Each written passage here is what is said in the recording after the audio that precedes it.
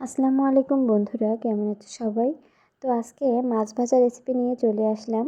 তো ফ্রিজে কিছু মাছ ছিল, এই মাছগুলোতে আসলে প্রচুর পরিমাণে কাঁটা, এমনি রান্না করলে খাওয়া যায় না। তো ভাবলাম যে আজকে একদম মুচমুচে করে ভাজি করে রান্না করব।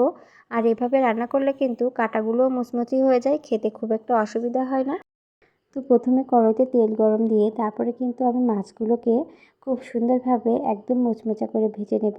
এর ভিতরের কাঁটাগুলোও কিন্তু একেবারে মুচমুচা হয়ে যাবে। আর এরকম মাছ ভাজা কিন্তু খেতে খুবই বেশি ভালো লাগে। এটা কিন্তু এমনিতে শুধুও খাওয়া যায়, খুবই টেস্টি হয় মাছগুলো। তো আমি মাছগুলোকে কিন্তু সব উঠিয়ে নিলাম, একেবারে মুচমুচে করে ভাজা হয়ে গিয়েছে।